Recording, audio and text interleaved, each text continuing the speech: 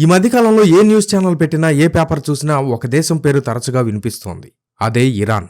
యుద్ధాలు, అణ్వాయుధాలు, ఇజ్రాయెల్తో గొడవలు, ఇలా ఎప్పుడూ ఇరాన్ వార్తల్లో నిలుస్తుంది. ఇరాన్ యొక్క ఆరంభం దగ్గర నుండి రాబోయే అంత్యదినాల్లో అది చేయబోయే యుద్ధాల వరకు, ఇరాన్ పతనం వరకు దేవుడు తన గ్రంథంలో ముందే రాయించారు.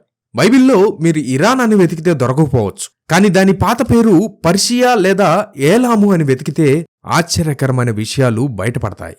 ఆదికాండము నుండి ప్రకటన గ్రంథం వరకు ఇరాన్ పాత్ర ఏంటి? ఒకప్పుడు దేవుని ప్రజలకు సహాయం చేసిన పర్షియా చివరి రోజుల్లో దేవుని ప్రజలకు వ్యతిరేకంగా ఎందుకు మారుతుంది? ఇవన్నీ వివరంగా తెలుసుకోవటం మనకు చాలా ముఖ్యం. ఆదికాండము నుండి చూస్తే నోవహు కాలంలో జలప్రళయం వచ్చిన తర్వాత భూమి మీద మనుషులు మళ్లీ విస్తరించడం మొదలుపెట్టారు కదా. నోవహుకు 3 కుమారులు, షేము, హాము, యాపెతు. ఆదికాండం 10వ అధ్యాయంలో మనం చూస్తే వీరి సంతానం పేర్లుంటాయి. ఇక్కడే మనకు ఇరాన్ మూలాలు కనిపిస్తాయి. ఫ్లావియస్ జోసెఫస్ వంటి రోమన్ యూదు చరిత్రకారుల కాలం నాటి చారిత్రక మరియు బైబిల్ పరిశోధనల ప్రకారం నోవహు కుమారులైన షేము, హాము మరియు యాపేతులను వివిధ చారిత్రక దేశాలకు మూలపురుషులుగా భావిస్తారు. ఈ సాంప్రదాయక వివరణల ప్రకారం మాదీయులు మరియు పారసీకులు యాపేతు వంశానికి చెందినవారిగా పరిగణించబడ్డారు.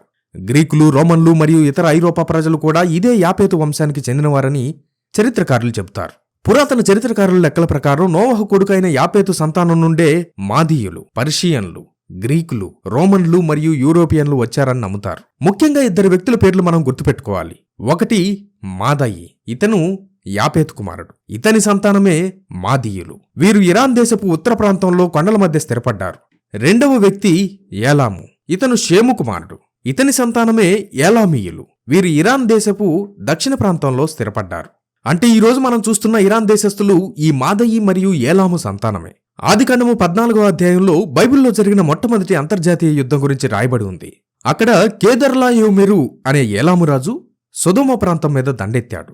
అప్పుడు మన విశ్వాసులకు తండ్రి అయిన అబ్రహాము కేవలం 318 మందితో వెళ్లి ఆ రాజులను ఓడించి తమ బంధువైన లోతును విడిపించాడు. దీన్ని బట్టి మనకేమర్థమవుతుంది? ఇరాన్ అంటే ఏలాము అనేది అనాది నుండి ఒక బలమైన దేశం. కానీ దేవుని ప్రజలైన అబ్రహాము ముందు వారు నిలవలేకపోయారు.